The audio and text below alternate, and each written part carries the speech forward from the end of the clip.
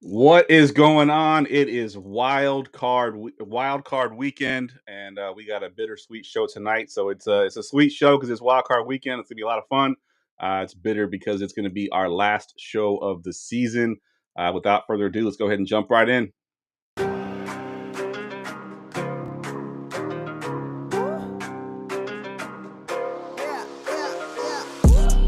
Going for two, kickers are extra, I give them the boot. Ooh, going for two, sit back, relax while I grab me a brew. Ooh, now I'm reclining while putting my time and I'm ready to go. My spine is aligning and much my lineups, my bank account grow. I am so rich, but knowledge is all that I'm leaving it with. Ooh, listen to this, multiple options, how far can I get? Ooh, DFS Dynasty redraft tonight, I'm not finishing last. I'm finishing past any and all, I am looking to last. What else? This spot is popping and I am so locked in and only opening the door when it is opportunity knocking. And all of these spots keep on talking and talking. So what are we talking? What kind of alignment? And running it deep, even players forgotten or came from the bottom or hitting that top. And this spot is popping, yeah, this spot is popping. And woo! This is the armchair, yeah. Put up your arms, yeah. Sound the alarm, yeah, yeah. What is going on? And welcome to episode 415 of the Armchair Fantasy Show. I'm your host, of course, Geoff Lambert. You can follow me on Twitter at JeoffLambert77. Of course, we're live here usually every Friday night, so this will be our last Friday night for quite a while. But we're here tonight to break down the Wildcard Weekend, the 6-game slate. We're going to be doing all 6 games. But without further ado, let's meet my co-hosts. First up, we got Mr. Gerson. What's up, man? What up? What up? Man, it's crazy. I'm glad this season been like a great ride. It's been awesome.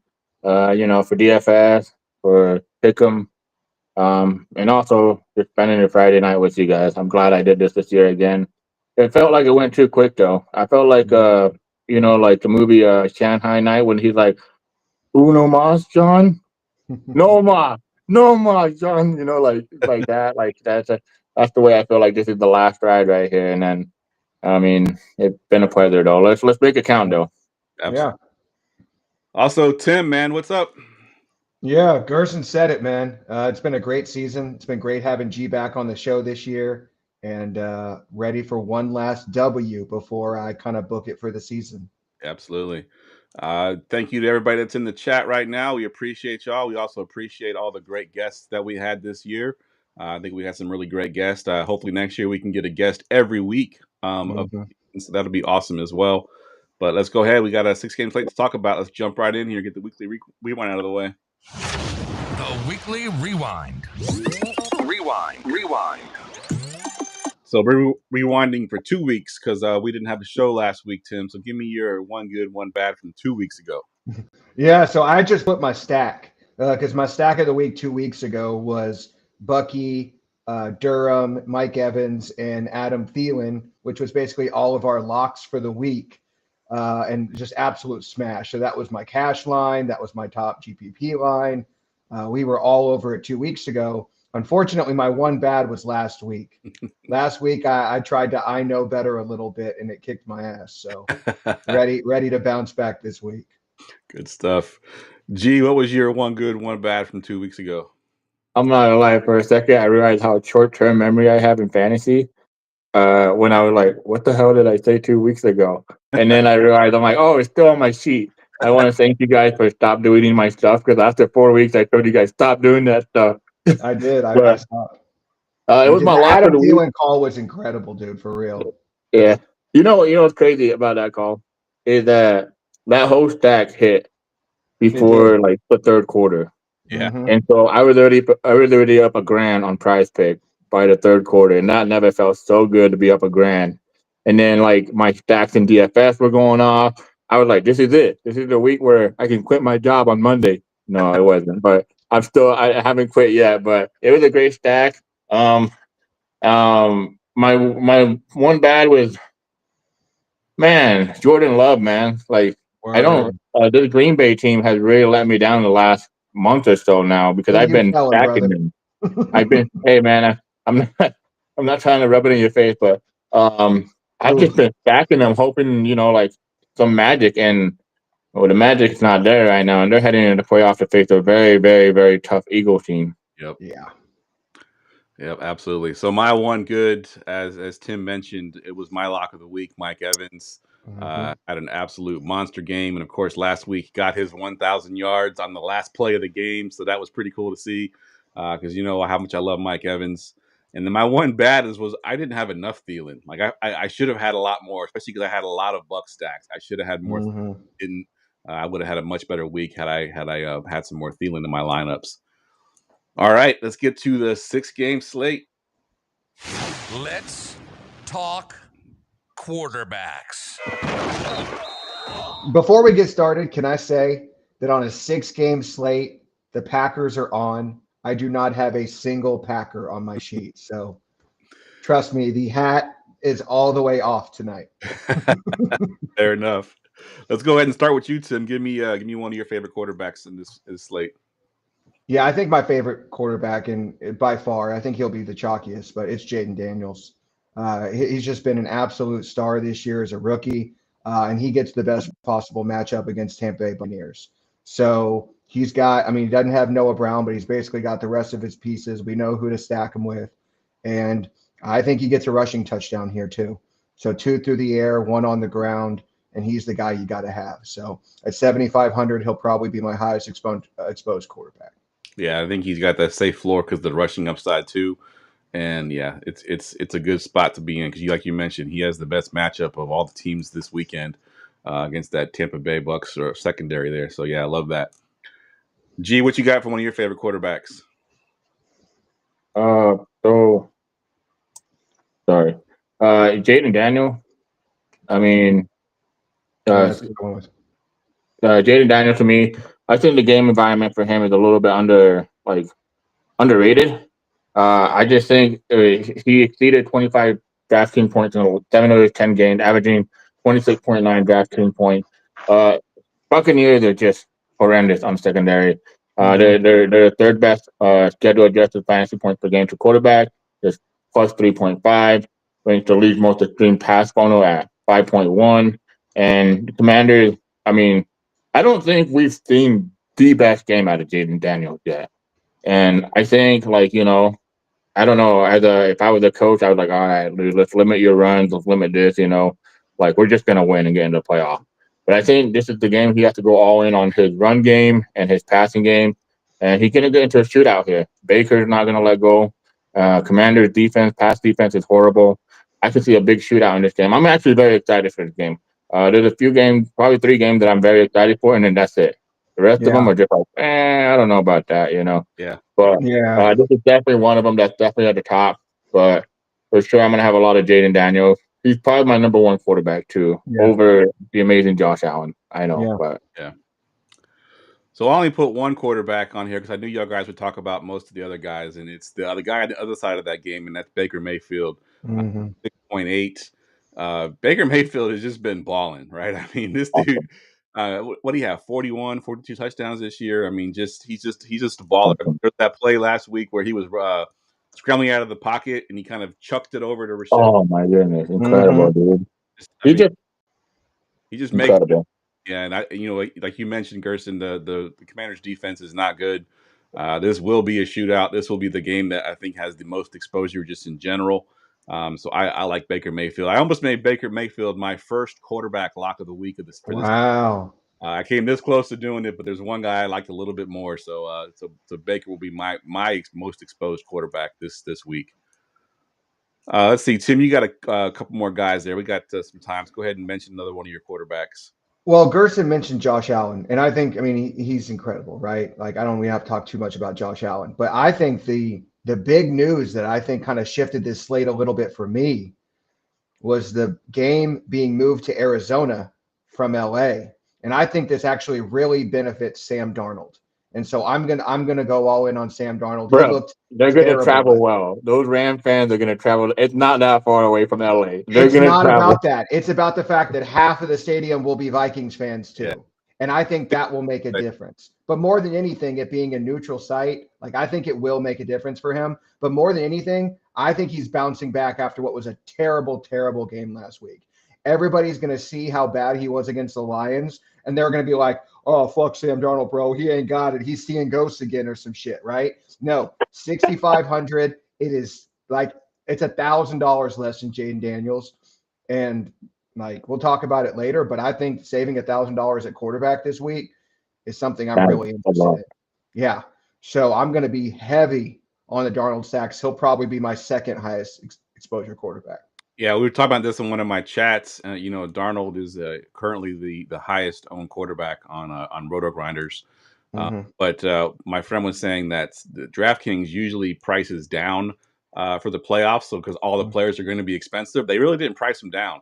No, not really. No, got to find some good value, and going with a cheaper quarterback like Darnold over the guys we just talked about might be a way that you do it. And I kind of like your point there too with Darnold wanting to prove it a little bit. So yeah, good call. Gerson, you got one more guy there? I do. I thought we just talked about all three of my guys. Josh Allen. Oh, I thought Tim kind of mentioned him already. Yeah, I mean, Josh Allen, I mean, it's more for like the upside at quarterback. He's probably the safest with upside. To me, we know the Bills, they'll go, obviously every team goal is to get to the Super Bowl, right? But the Bills have been hanging by the thread, getting beat by Mahomes.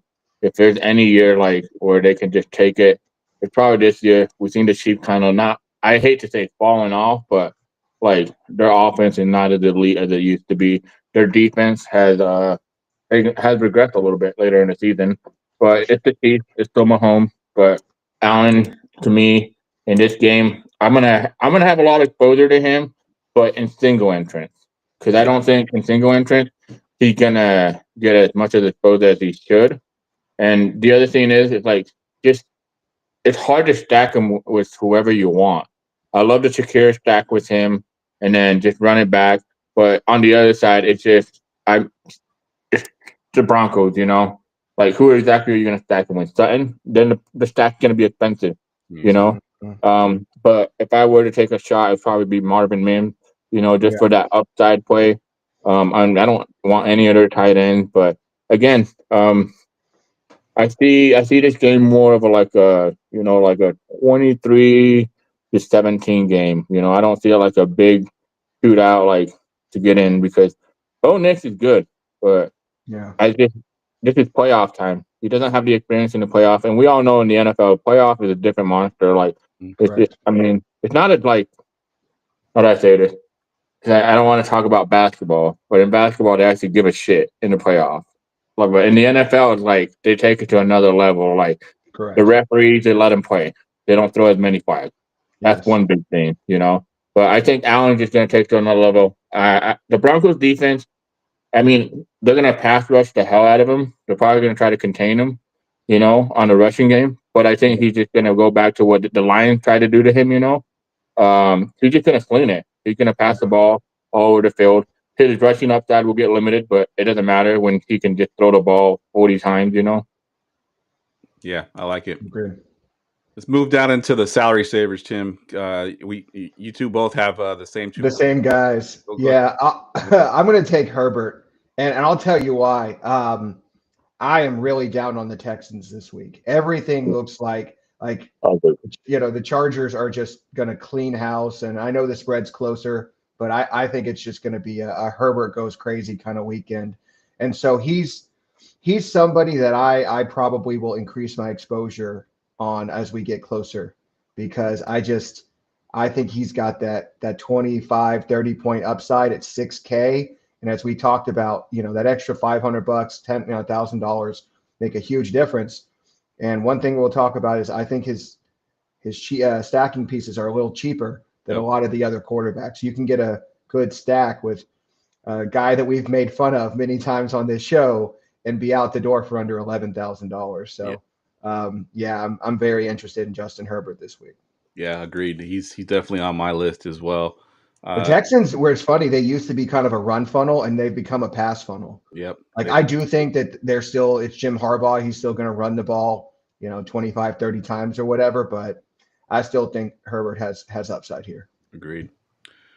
And Gerson, you got the other guy that we got salary savers there, Matthew Stafford at 5.7. All right. I mean, it's not You don't need Scooby Doo to solve this mystery. I promise you that this is probably going to be one of the highest targeted games. Matthew Stafford against the Vikings, on Monday Night Football. That's pretty cool. I guess I'm wrong, but I don't remember the last time we had Monday Night Football for playoff. There was last year. They had the Saturday, Sunday, Monday. It was same slate, right, or similar. Oh wow, that's crazy. But maybe it wasn't that good of a game. I guess I don't know. But anyway, actually, all playoffs are good except for the 3 games that we didn't want to play. But anyways, yeah, I mean we've seen this matchup already, and nothing really changed. The only thing I think has changed is that the Rams defense gotten a little better with the younger players they had. They've been stepping it up a little more. But the Vikings defense is still a pass funnel defense. The Rams defense is still a pass funnel defense. I mean, it's just I think it's going to be one with the line, the trenches of the line, the battle of the trenches, and then whoever puts the most pressure on the quarterback. But Stafford is one of the smartest quarterbacks to get rid of the ball. Like he knows what to do, like before the snap is off. Like I think he's not a Hall of Fame player to me. I mean, just to me, but he might get voted in. If Eli Manning gets voted in, he might, But yeah, Stafford last time he played him, he smoked him for 279. Was it 279? 279 and 4 touchdowns. And trust me, I watched that game. I actually played a lot of money on Pick'em on that game, and it won me a lot of money. And they couldn't stop Nakua. And Nakua is barely coming back. That game basically decided their whole season because they were rumors that that they wanted to trade Cup. They probably should have because he sucked dick the rest of the year. Right? But yeah. And then Nakua did amazing. He came back. They said he was limited, and he wasn't limited in that game. He went off. But that game was incredible. 25 points game. And and to be honest, this slate is hard. Like if you're gonna save money, it's gonna be at quarterback or it's gonna be either at wide receiver. And you're gonna have to go like really to those wide receivers. You're gonna be like, oh, this is gonna hurt or whatever. Agreed. All right, I didn't have any salary savers. I had Russell Wilson written in there at one point, but I changed my mind. I can't see myself playing Russell Wilson. The Ravens You don't feel dangerous? Yeah, I couldn't. I was living too dangerous. I think Matthew Stafford is probably the cheapest quarterback I'll play this week. Yeah, Stafford. Bet the under on that game. I don't know what it is, but bet the under. Agreed. All right, let's go. Somebody say tight ends. All right, Gerson, kick us off here with the tight ends. Oh man, I've never seen such an ugliest tight end slate unlike this one, dude. I heard I guess I'll play Mark Andrews. He's probably the only player I can see confidently saying, "Oh, he's gonna get a touchdown." Everybody else is just like, "Oh man, I don't know." Hawkinson, he kind of hasn't been that great lately. Hurst, yeah, he can get a touchdown. We're in the playoff, dude. Is he really gonna come through? But yeah, Mark Andrews, 4.7K. Not a bad price. I mean, you're not going to find that cheap value tight end this week. I mean, you're not going to get a 2.5, 2.6, or 2.8K tight end. This is only a 6-game slate. All these playoff teams have actual tight ends that matter besides the Texans one. Yeah. But yeah, I mean, it's playoff time. We've seen Mark Andrews perform in clutch for Lamar Jackson. He's his favorite red zone target. He's going to get targeted. Zay Flowers out. That's huge. With Zay Flowers being out, I think it's huge. There is one tight end, I guess we can probably say maybe, but likely I'm going to go with Mark Andrews, I like it. Tim, what you got for yours? I kind of agree with Gerson, but I kind of don't because I feel like all 3 of the top tight ends could get there. I do agree Mark Andrews is my favorite. But I think the other guy I really like is Zach Ertz. I talked about how much I like Jaden Daniels. It's a good matchup against the Bucs, and he's really kind of focused on him down in the red zone, like he mentioned with Mark Andrews. But more than anything, I think 2 tight end is viable, and that's what I wanted to talk about. I think this week Ertz and Andrews can both get there, and that's one of my favorite lineups is Ertz and Andrews. So they're both. There's one player that I kind of want from Pittsburgh, or sorry, not from Pittsburgh, from Baltimore in that game really at all. It's Mark Andrews. Yeah, he's by far my favorite, and I think he's got by far the best shot of 20-plus points. Being the tight end you have to have. You know what I mean? Because I think all of these guys can get you 12, 15, but who can get you, 22, 25 and then win a tournament? Yeah, so the other the top guy of the three, Hawkinson, obviously at the Rams, 4.2. He's in that same sort of range.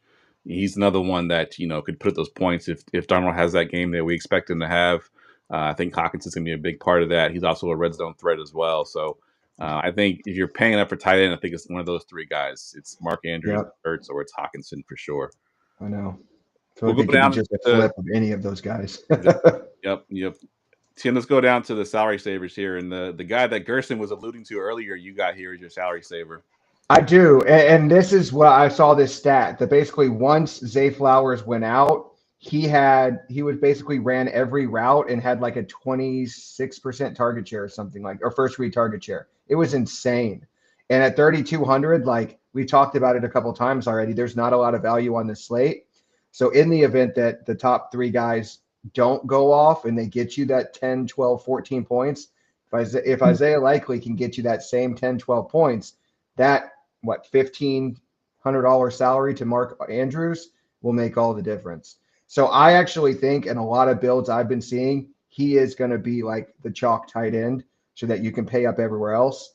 I don't know that I'm going that way, but I certainly understand it because his projected volume at 3,200 is better than any wide receiver, I would argue, at that price. Now, one thing I'll say too is, we're talking about trying to find ways to save money, and I'll just mention this now, but a lot of optimizers are spitting this out, and I've talked about it in one of my other group chats. But the two tight end is very viable this week. Mm-hmm.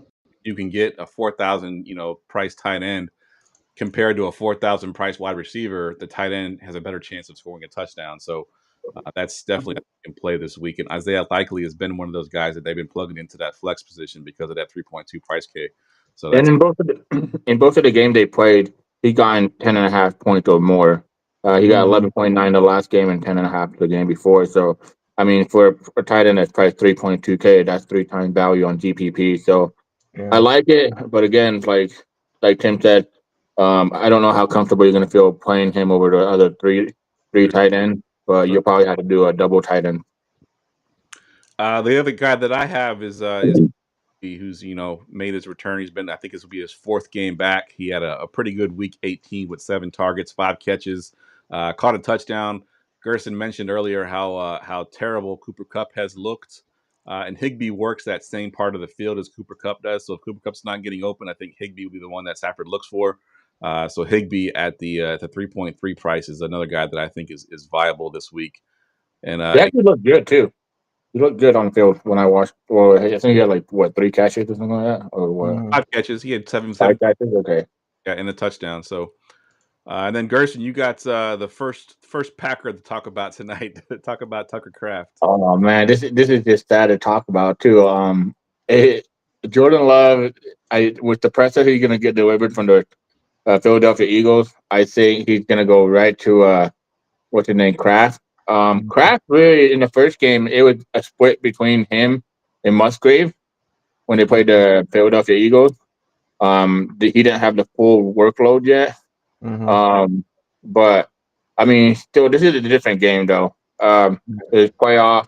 That game was played in Mexico too. Different environment. I just think. Brazil.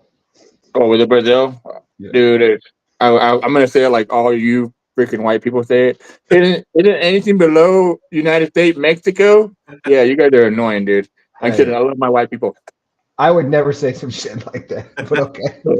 I know Jared and Alex probably would because they're idiots. But anyways, so yeah, Tucker Kraft probably. I mean, he gets targeted, but the thing is, he doesn't really make the best of them. But at his price tag, I think the only between him and Likely are the two tight ends I would probably just take a gamble on. Other than that, I'm just gonna stay to like the top 3, and that's it. Like, I don't know how much uglier I want to get at tight end. I think that's about the limit. That's the furthest I'll go, and I won't even have. I'll probably have like 20. No, not 20. 10 to like 8% exposure to him out of my 150. Yeah, the thing with Kraft that I like as well, like the Packers receivers in general are pretty flat as far as targets across the board. You got Dobbs, doing his thing, Jaden Reed, but Christian Watson being out, I think moves some targets Tucker Kraft's way. So I like that call a lot. And then those defensive backs of the Eagles, like Quinyon Mitchell, Super DeJean. Is it DeJean or John? I think it's DeJean, right? DeJean. DeJean, and then I always forget the other guys, but they shut down wide receivers pretty good. So what's up, Tim? I was just doing Oh, the Brian you're not that white for cornerback. Kyle. Relax, dude. No, I was shouting at Kyle. All right, let's go ahead and get to the running backs. It's time for running backs. Running backs. And I'm just going to go ahead and drop it here. Lock it in. Tim, talk about Chase Brown. I mean, a.k.a. Bucky. Yeah, right, Chase Brown. No, the easiest click on the slate, in my opinion, Bucky Irving, 7K. Right? Like he's priced right. Like if you're talking about there's one player that I thought they would have had priced higher for this slate, it's Bucky Irving. And I feel like the way you want to build this week, that's one of the places that you just like almost have to go. Washington started the year as a pass funnel and they've really become a run funnel, right? And like that's how teams have been attacking the Commanders, right? And I think that's what Baker's going to have to do. And like you said, I think Baker's going to have a good game, but I think this is the Bucky game, right? Like that's how they're going to stay in this game. And like I said, I think the price is just too good. I think he's at least $500, if not $1,000 over underpriced. Agreed. And for those that didn't get the Chase Brown joke there, I actually put out the thumbnail for YouTube, and I forgot to change the name on the player that I used last week. So I put out a Bucky Irving picture. It had Chase Brown written underneath it. So I had to go quickly fix that. But yeah, that was the joke with Chase Brown there. But yeah, I love Bucky. Looking at Roto-Grinders, he is the highest overall owned player, period. Not just running back, but literally every position. So Bucky at 7K is definitely one guy that you need to click on in pretty much all your lineups. Gerson, what you got for one of your favorite plays? I feel like Tim's gonna hate me by the end of the show, but whatever. It's Saquon Barkley. There's a reason why they signed Saquon, and we saw it in week 1. He delivered in week 1 against the Eagles. I mean, I'm pretty sure Tim still remembers that game. He still has a nightmare about Saquon running all over them. I mean, they rested him week 18, which was kind of shocking, right? Yes. But that shows me a lot. And I'm pretty sure it was Saquon's decision. You know, it wasn't the coach's decision because Saquon, he knows it's bigger than just breaking records and getting numbers. We saw it in the season when he had a way to break his own personal record, like rushing yards, and he told the coach, let the young guys have it, you know. But it's because he knew. I mean, first game they played, he had 36 DraftKings points. That's incredible. I mean, he had 109 yards, 2 touchdowns, and then a bunch of receiving stuff. I mean, I don't see them stopping him because the Packers ranked 24th overall versus running backs. They're pretty awful, and nothing has really changed from the Packers defense to now. I think it's only gotten worse. So I think the Eagles should easily roll the Packers. I'm not saying that with confidence because Tim, I still love you, buddy, but Saquon, man, like between him and then the other guy we're going to talk about, that's going to be the biggest deciding factor for me this week. Agreed. Real quick, we got a question from Kyle that I wanted to get to. So he's playing in an NFL fantasy league for playoffs, where you can only select one player for the entire playoffs. You know, each week. Mm-hmm. Asking, should he use Saquon in the wild card round? What do you think, Tim? I'm going to say yes. And as much as I hate to say it as a Packer fan, I agree with everything Gerson said. With Jalen Hurts coming off this concussion, they are going to heavily lean on Saquon this week. I think it was Jamie in the chat who called that out. Outside of maybe a tush-push situation, I don't see a lot of design runs for Jalen this week. It's going to be the Saquon show. How you get there optimally, I don't know right now.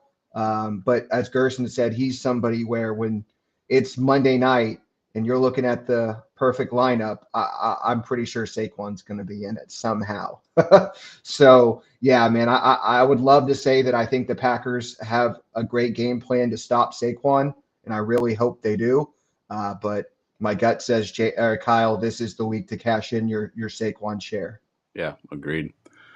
All right, and then the other guy that Gerson was. I don't even get to answer Kyle's question. Yeah, yeah, dude, don't worry. Yeah, Saquon's the answer. You I just mean, on about Saquon, so I figured you'd already Yeah, okay. I Hold on, give hold you the on. props. The only people that are gonna have nightmares about Saquon, what he can do the rest of the year, is Tim and John Mara, and that's it. That's it. Yeah, good stuff. dude. All right, the other guy that Gerson was alluding to, I'll go ahead and get the drop up here.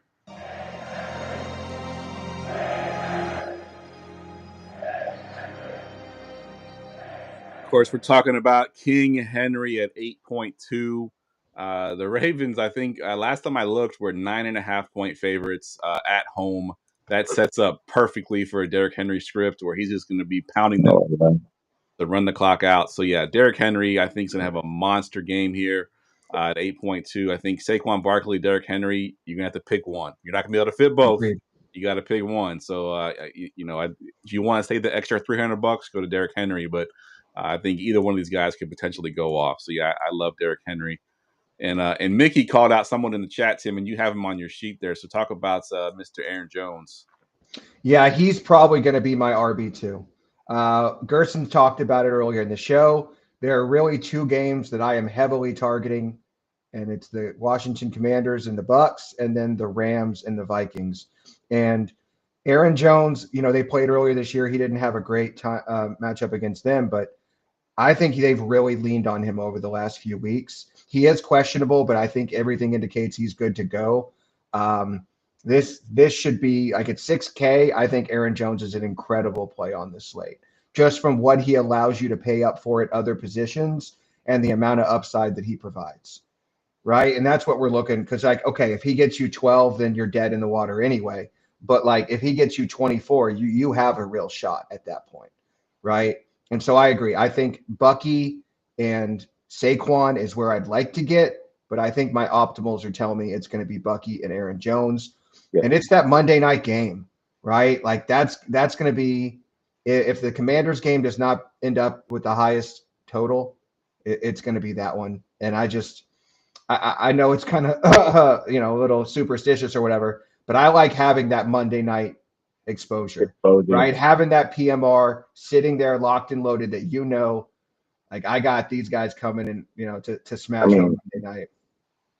You guys remember those days where we used to wait till Monday to actually get paid out? Yeah. Monday Night Football, you'd be watching what's his name, the Patriots, and then that random running back, I can't remember his name, went off for 35 points, and you're like, where goes all my winning? Yeah. All right, let's move down to salary savers, and Mickey is on point because I'm going to this guy next. He just mentioned Justice Hill, and I have him on my sheet as a salary saver at 4.5, assuming he plays. We've already mentioned that Zay Flowers is out, so pass catching running backs like Justice Hill might get some more snaps there. He might even line up in the slot occasionally. So at 4.5, Justice Hill, I think the last game they played, he wasn't great, but the first game, he had 7 targets, 5 catches. So I can see something similar here. And if he breaks one, that's, money in the bank at 4.5. So I like Justice Hill a lot this week.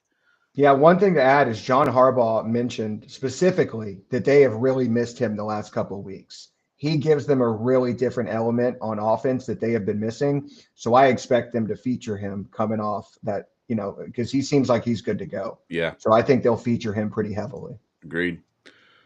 Gerson, what you got for your salary saver? I don't think they're going to need to feature him very heavily. I think the Steelers are going to get blown out with Henry. True. Probably true. But I think the guy I really want a lot of exposure to is Jaylen Warren. I mean, his price is so cheap. 5.2K on a slate like this at running back is going to save you a lot of money. You still got to fill out those 2 roster spots for running back. You can't sheep your way out, okay? So we might not have 3 running back slots, at the flex spot, but we definitely will have 2, obviously. But Jaylen Warren, 5.3K. When the Steelers fall from behind, they rely on him a lot as a pass catching running back. And I actually think he's a better running back, like runner with the ball, than Najee Harris. Sure. Najee Harris runs with shackles on his feet, man. This guy is ridiculous. But yeah, definitely give me Jaylen Warren. He also gets a 14% more snap share when they're falling from behind, obviously. Yep. So I like him. I'm gonna have a lot of exposure to him. On Pick'em, it's incredible how low his yardage is. But he's a 10-point underdog on the road. Sure. They're the best run defense in the league. It almost makes sense to just have him as like your number one value running back, you know. But I think that's as far as I go, to be honest. Yeah. Yeah, I agree. Tim, you had a guy that was, I think he was your sick call originally. You want to He talk? was my sit call. So as I mentioned a minute ago, Aaron Jones is still officially questionable. I was trying to pull up the latest injury news as it is, but I noticed that over the last couple of weeks, the snap share has increased for one Cam Akers. And this is my definitely was going to be my sit call until this other guy popped up, but I do think that we see, I mean, maybe 30%, 40%, right? He was 31% and 32% the last 2 weeks. If we see 40% Cam Akers snap shares, like you don't need much from one of these value running backs, right? And I'm not even going to say the R word for Gerson to roll his eyes at me, but I will say that they have used him near the goal line. They're not just using him in blowouts, and it's not quite like a 1A, 1B like, Warren and Najee, but I do think that it's more than just a bit role that he has. So I like Aaron Jones. I think for $1,200 he's a better play, but I could see Cam Akers sneaking into a Millie type lineup. Yeah, he frustrated me in that week 17 where I had a lot of exposure to Aaron Jones, and of course Cam Akers gets the touchdown. I was pissed, but yeah, I could see that him kind of stealing those touches a little bit. Yeah, he's had 4 red zone touches in the last 2 weeks. Yep. Like,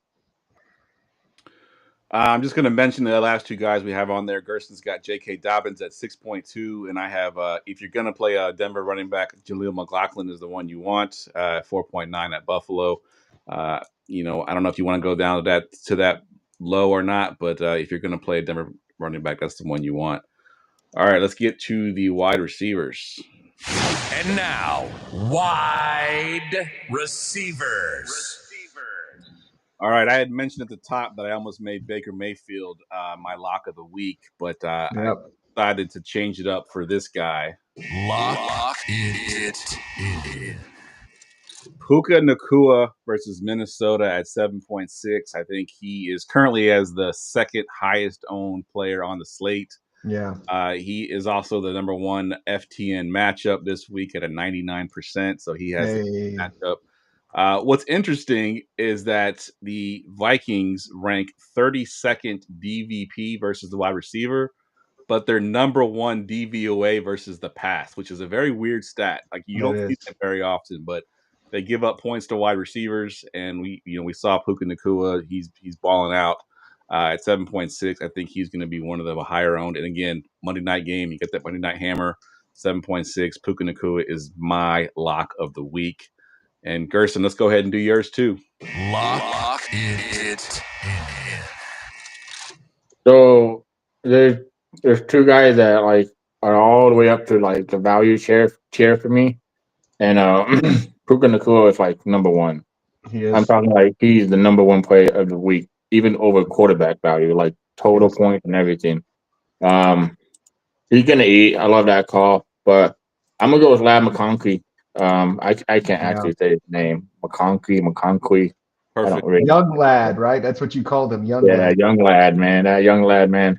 But I mean, the matchup is great. He plays a lot in like basically in the weakest part of the what's her name? Let me get my notes. I'm actually staring at Devontae because I saw the sick call and I was like, how the hell did Tim up on me one more? So I started looking for it and I'm like, damn it, he is up one. But yeah, McConkey is probably the second best value for wide receivers right now. Yes. He's 6,800 right now, but he scored 14 fantasy points in 7 straight games. That's pretty consistent for me. And he's getting a lot more target as the season goes. I think the Chargers realize, yeah, we want to be that run defense, that running game, play run and then play defense. But it actually worked out better when Herbert actually swings the ball a little bit. And we saw Quentin Johnson have a big game against them in Week 18. I'm pretty sure McConkey can have a big game. Texans defense has just fallen apart. Petrie, is that his name? He's hurt. There's also another cornerback that's hurt. It's going to be what's his name? Oh man, Stingley out there, but he will not travel with McConkey. He'll be all over the place. But I just love this price. I love them. I don't love the game, but I just love the individual play. And so I think if there's one game that I can actually see like not going the way we expected, it could be this game. Mm-hmm. Like we expect a low scoring game, but what if both of the offense show up, and they go out there and score, 30-27? Then that could be the GPP contrarian game of the week, because I'm pretty sure the ownership on all of those players in that game, besides McConkey, is pretty low. Yep. Agreed. All right, Tim, what you got for one of your favorite plays? Yeah, you guys hit my top two values. Third would be Mr. F1 Terry McLaurin, right? I'm just going to name every Jaden Daniels pass catcher on this show. But that's my favorite game of the week, right? So I agree. I think we talked about it earlier. When you're building your lineups, I think the three players that you kind of start with are Bucky, Puka, and Matt McConkey. Yeah, I like that. Man, I wonder who Tim Stack is. Jordan Love. Makes sense though. Gerson, let's go back to you because I'm looking up some notes real quick on my guy. But go ahead and give me one of your guys. Yeah, I'm just gonna state the obvious. It's Justin Jefferson. Yes. He's the best wide receiver on the slate. Even though I think Puka is the best play, but 8,100, it's gonna be hard to get to. But I think if there's ever a spot that you can get him at lower ownership and just like say Saquon doesn't go off, say Henry doesn't go off, and then all of a sudden Jefferson goes off for 35 points, you're looking really pretty. It's not going to be easy. I think, like I told you guys, this Rams defense has improved a lot on pass rush. With Jared Verse, with that defensive tackle rookie, I can't remember his name. I think his name's Keene. His last name's Keene. They've been putting pressure on the quarterback a lot, and they're going to put pressure on Darnold. But it's just Jefferson. I think this is it. Like he knows, like they know after that Lions loss, that's tough. Like the NFL needs to get their shit together, because for a team to play on week 1 with a 14-2 record, I think that if you win a division, you get a 2-in. That's kind of BS, but it is what it is. But Jefferson is just more for like the player he is in the game environment. You're gonna want to have a lot of him. He's 22% owned right now. I thought he was gonna be a lot lower, honestly. I can't believe he's 22% owned, but I just don't know how you're gonna get to it. That's very tough. So I'm gonna guess the reason why he's 22% owned is because everybody's stacking that game, right? Yeah. That's the only reason why I see that game. I see his ownership that high. I think right now I've got him projected for almost 23 points. So yeah. Love that call. All right, so the guy I wanted to talk about, I've already mentioned my love for Baker. Of course, your boy. Yeah, Mike Evans, my boy at 7.9. And we might get the famed Marshawn Lattimore Mike Evans. Yes, I did see it. He's gonna play. So that's that's always a fun matchup to watch. Marshawn Lattimore is not what he used to be. He's hurt a lot, but correct. I'm pretty sure he's hyped to play against his old rival Mike Evans, and Mike hyped to play. You know what's crazy? Is that when people hear us tell you that that's your boy, they actually think like we think he's your homeboy. We actually mean like Geoff is old enough. That's his child out there playing. Last week when he got that 5-yard reception, Geoff was his kid, his daughter and his wife, and he's like, guys, did you see that? Mike Evans just got 5 yards. He got his 1,000 yards. I'm so proud of my son. And then his daughter turned to him and goes, Dad, we have a son? I have a brother? From and Geoff's like, oh, you don't know. First of all, Mike Evans is from Texas. That was awesome. But I do want to let y'all know that Geoff has repped Mike Evans since Blake Bortles was in the league. So this isn't like a joke or like, okay, he's happened on the bandwagon. I Yeah. will give Geoff. He has been. I will say. I also say this. I love football more than any other sport, like to watch. Like Yeah. I love basketball is my favorite sport to play. Football is my favorite sport to coach and watch. And that moment with Mike Evans, I haven't had a lot of moment in my life. Well, I've had, but there's that one moment when he got that 1,000. I was like, Yeah. this is why I love football. Yeah. You know, a moment like that, a guy like him that provides. Sorry, I know we're getting off track. A guy like him that provides so much for the community, for NFL. Such a You know, good he dude, played with man. all different quarterbacks, never complained, very humbled. Like he's a perfect non diva wide receiver. I've never heard one complaint. Never heard him complain about a contract or anything. You know, Yeah. he's No, awesome. Yeah, it's funny. Did y'all see the interview with Baker Mayfield when they asked him like, how bad did you feel when you threw that pass to Rashad White and he scored a touchdown, knowing that they weren't going to get the ball back? Possibly, he's like, man, I felt like shit, knowing that I'd be the guy to not get in his 1,000 yards. So correct. yeah, it was pretty cool that they got the ball back. And I was watching it like, are they going to kneel it? Are they going to kneel it? Are they actually going to go for it? Because I mean, that was a big risk to take, because they could just. Oh, it was Romo making that call, right? It was Romo making that call. Like, oh no, they're setting up for a play. Everybody on the sideline knew it too. Like, no, no, no, come on, we got to get it. Yeah, Yeah, cool. That was that is awesome. the This best is part. why we love football.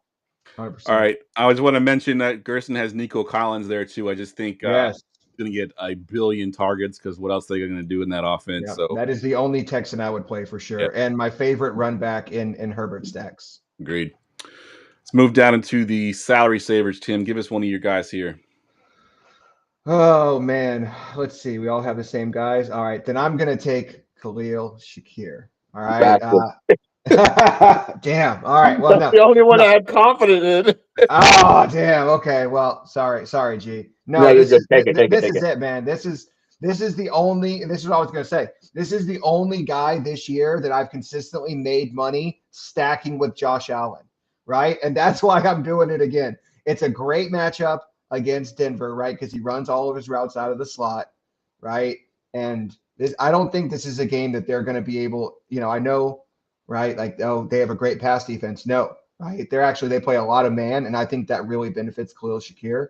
But I don't think they're going to be able to win this game by running the ball. They're going to win the ball. It's going to be Josh Allen, maybe a little bit with his legs, but a lot of it with his arms. So I'm projecting him for about 8.5, 9 targets.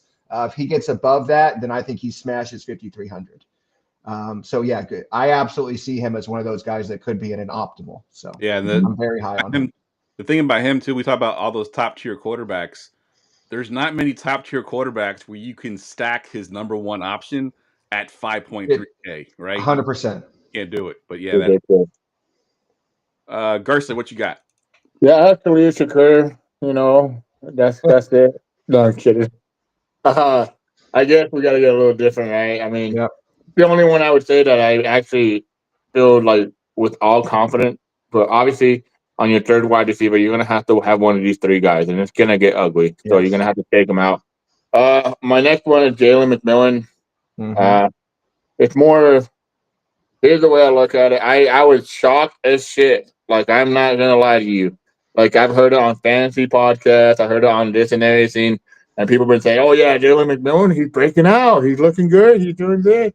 And then I went and looked at his DraftKings points. I'm like 21 points versus the Raiders, 18 points versus the Chargers, 16 points versus Dallas, 23 points versus Carolina, and I was like, why the hell do I know? Then I realized I never drafted Jalen McMillan in any fantasy football draft. So he's breaking out, and he's breaking out at a good time. And with that Marshall Lattimore versus Mike Evans, I mean, that's not I'm a little scared to play Mike Evans still Yeah. because Lattimore has shut him down before. And there was a reason.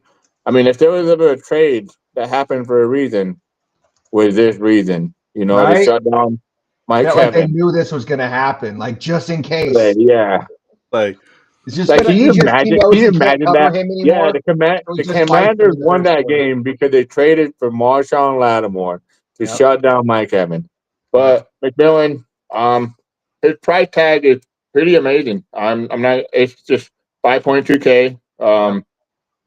And he's gonna get peppered with target. Baker's gonna throw the ball against that secondary.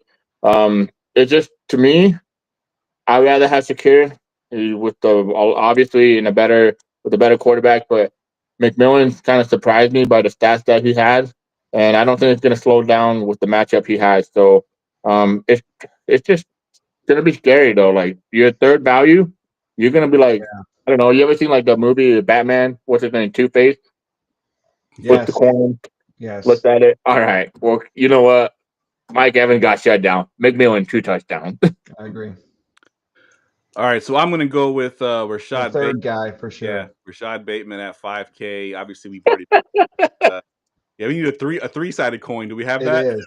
I don't know. But yeah, 5K filling in for Zay Flowers. You know, he has 4 touchdowns over his last 4 games. Really kind of a resurgence. He was kind of my guy. He's awesome. He got Mhm. part into the NFL. He had a lot of You injuries. love him. I did, and I was all about Rashad Bateman, and and now he's kind of showing what he can do. And I think with Zay Flowers being out, I think it boosts him a little bit more. So I like Zay Flowers a lot. Yeah. I want to Shout say out to fuck him. He Rashad won me a Bateman. fantasy championship. Shout out to him. He won me a fantasy. Hey Jeff, who's the champion in that league? I think you are, Gerson. Oh yeah, you're welcome, Jeff. Well, I was going to say that he came on at the end of the season where my best ball teams were already eliminated. So couldn't he just show up a little bit earlier there, Rashad Bateman? That would have been nice, like 3 weeks. Yeah, I agree. I think those are the 3 guys, right? You're playing one of those 3, and you're kind of just hoping that, right? Like right one. I think McMillions probably has the best game environment, but Bateman may see the most volume with no Zay Flowers. So I think it's really tough. But Gerson's right. Like they're all almost a coin flip at this point. Agreed. The only other Give a guy I shout out had to was Mims, Marvin though. Mims. It's because Marvin Mims is like going to be easily, I think, the lowest owned, right? And he's been much more used lately. Like I don't know why they just like discovered in like week 10 or 12, like Martin Mims is on the team. Yeah, he's got 4 Go ahead, what are you gonna say? the last 2 games.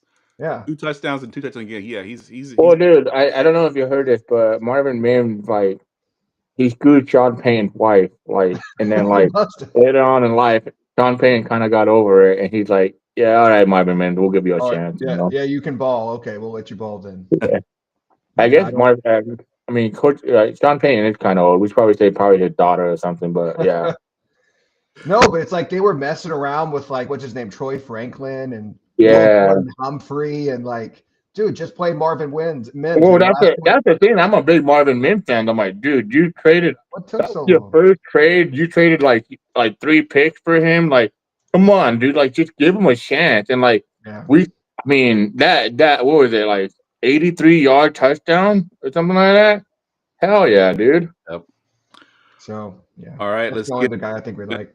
And Gerson, I don't know if you saw Tim's note in the private chat there, but you don't have a stack yet. Let's get to the defenses. Defense. All right, Tim, go ahead and kick us off here as usual. Oh man, wouldn't it be nice if we could afford the Ravens defense? Right. I think that's where it's at. How do you find a way to fit the Ravens defense? But I started the show with it. I'm going to end the show with it. My favorite defense this week, the Los Angeles Chargers. CJ Stroud has looked lost. He's looked broken. I don't know if Bryce Young playing so well has given him the yips, but CJ Stroud looks like a shell of the guy we saw last year.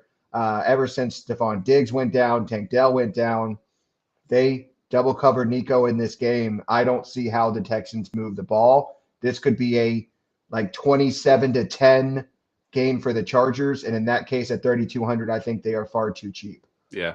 They also get the Texans' offensive line has really struggled as well, and I think Harbaugh will dial up some pressure. So I could easily see a fumble recovery and maybe even a touchdown. So I think this is just such a good spot for the Chargers. I don't usually pick the away defense in this spot. I don't think this game is for them. Yeah. Yeah. The only defense I got that it's just so cheap. It's the Steelers at 2.2. If you're just going to completely punt defense because you got to pay up to the guys we just talked about, completely punt. The Steelers in the end, it is a division game. They've seen Baltimore twice this year already. There is a scenario where the Ravens have struggled in the past. We've heard the whole Lamar Jackson stories and how he struggled in the playoffs, and who knows if it comes up again at 2.2, the Steelers could really be a good defense. They only need 5 or 6 points to really hit their value. And I don't think they'll give you a 0. Like I saw a guy's lineup earlier who was able to get Saquon and Bucky by playing the Steelers. And like, I think if you're going to do that and take that gamble, then I think it's worth it. Yeah. But if you play the Steelers, it's because you stacked every other spot. Agreed. Gerson, you got any defenses you want to talk about? Do it. Just kill me. Just twist the knife. Well, Tim, I don't know how to say this, but they're gonna use that cheese in their Philly cheesesteak, brother, and they're gonna eat you guys alive. Yeah, the Philadelphia Eagles defense, 3.3K. Again, it's gonna be if you're gonna go to the Chargers for 3.2K, you might as well go to the Eagles for 3.3K for $100 more, man.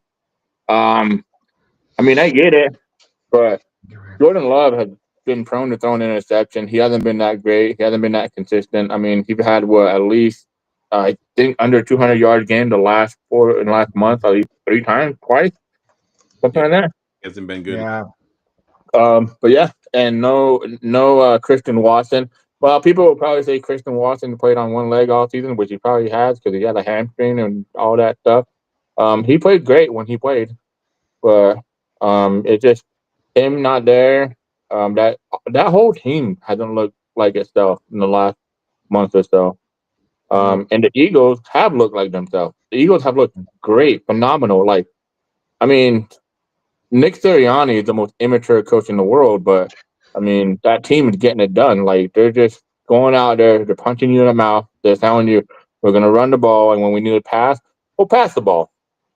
But that defense is also mean. When they have Jalen Carter, they have, what's his name, Zach Bond, they have those defensive backs, Quinion Mitchell, Cooper DeJohn, like, they're all stepping up. And that shout out to, is it Vic Fangio or Nick Fangio? Vic, yeah. Vic Fangio, I mean, he got fired by the Dolphins, and now he's over here making this team look amazing, and the Dolphins suck. So, yeah, I mean, give me 3.3K. I will say this, though. I don't mind the Steelers at 2.2K because I will say this. I've seen in playoff where teams step up, obviously. And if there was any time you want to save on defense, it's right now because the salaries are so tight that you're going to have to pay up for Henry, you're going to have to pay up for Barkley, you're going to have to pay up for Jefferson, Nakua, and there's only some way you're going to pay up for them because there's not really a value where we're like, oh my gosh, we're going to smash him in for 30% ownership, Right. But yeah. All right. For our stacks. Golly, I'm going to go in with the Eagles, aren't I? Oh. Weekly stack report.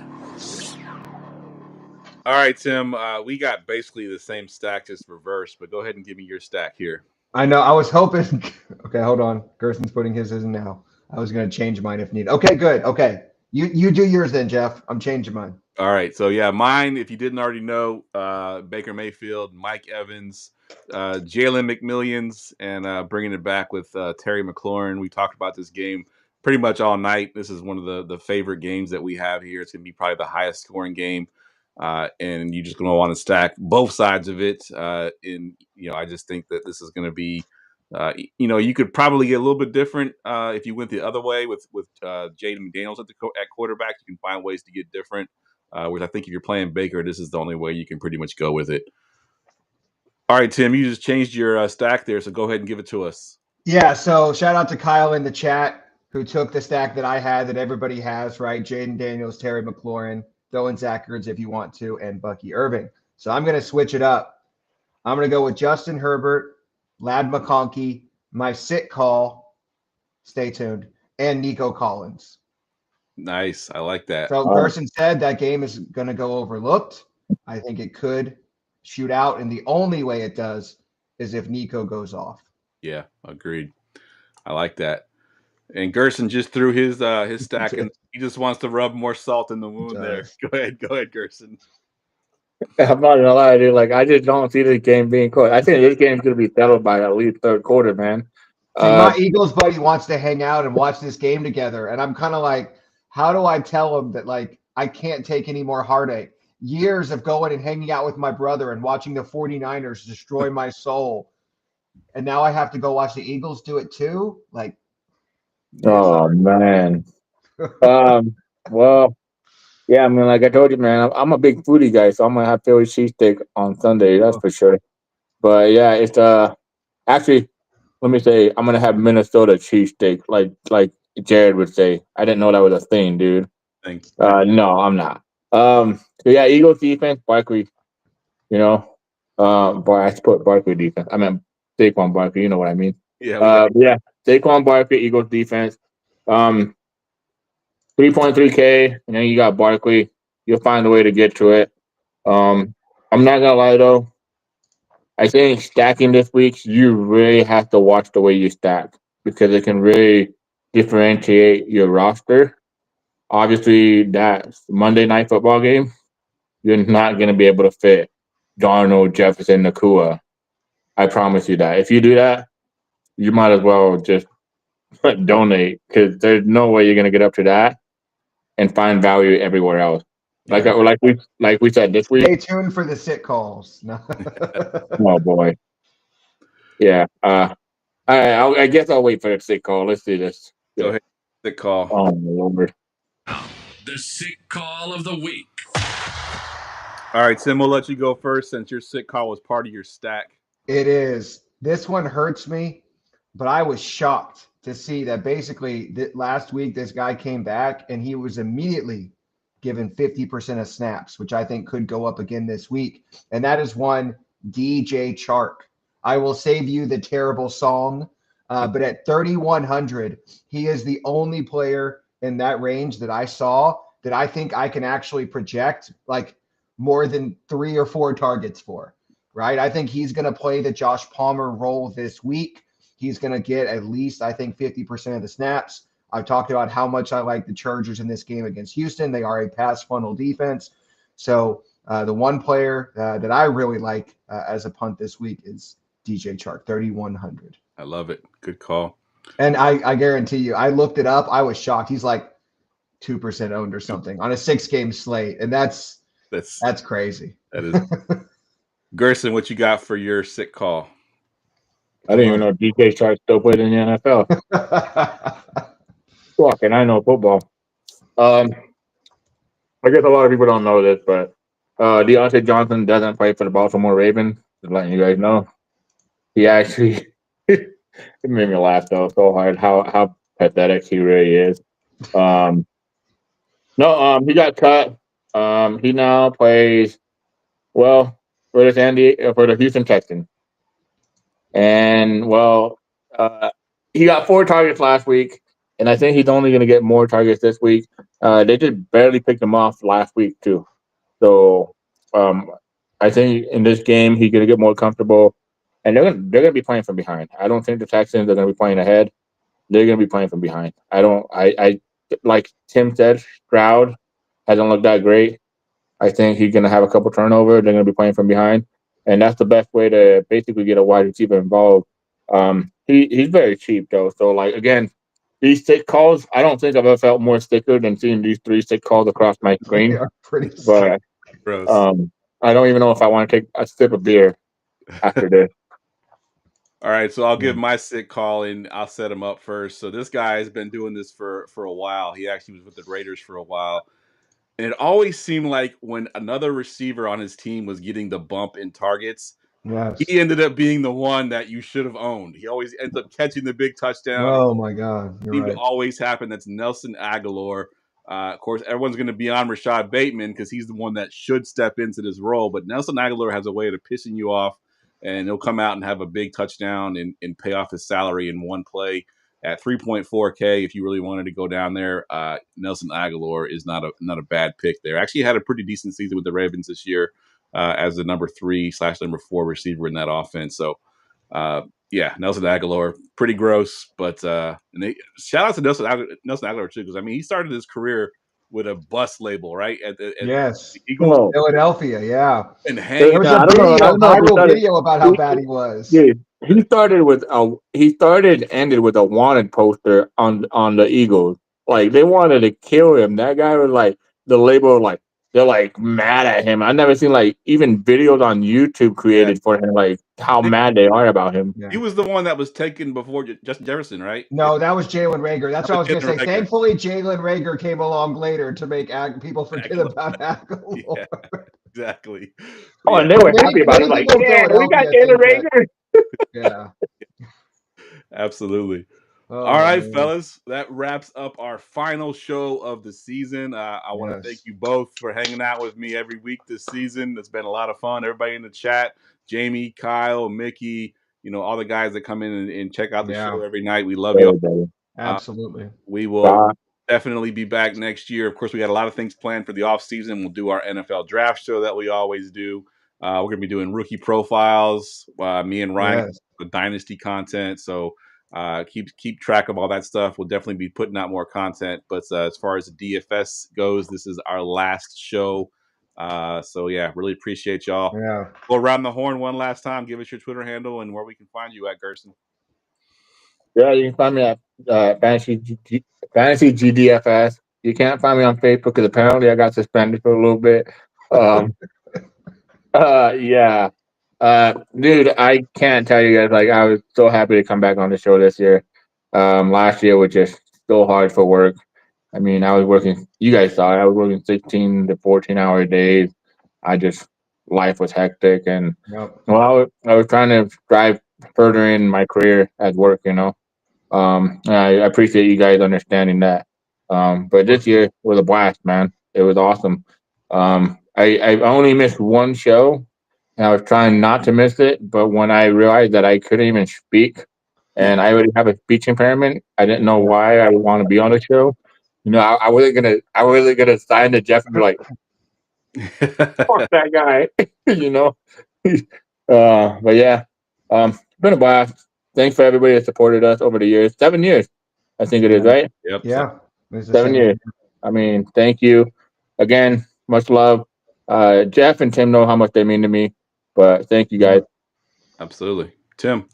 Yeah. Like Gerson said, man, thanks for rocking with us all year. I, too, missed one show, and it was to get married. I can't believe I got married this year, or technically last year, but during this season. But yeah, man, thanks for rocking with us this year, getting the band back together, and hope y'all win all the money this weekend. Absolutely. Me and Gerson were talking pre-show before you jumped on, Tim, that I think we are the longest running official DFS show right now. I think kind of, they've kind of split up, gone their own ways, done different things. But as far as an actual DFS show, I think we might be the longest. Keeping it together. Yeah. Yep. Holding it down, man. All right, fellas. One last sign out for Tim, for Gerson. I am Geoff, and we will see y'all next year. I love how Geoff pointed the other way, not this way. For the love of God, go Pack, go! Philly cheesesteak on Sunday. Peace.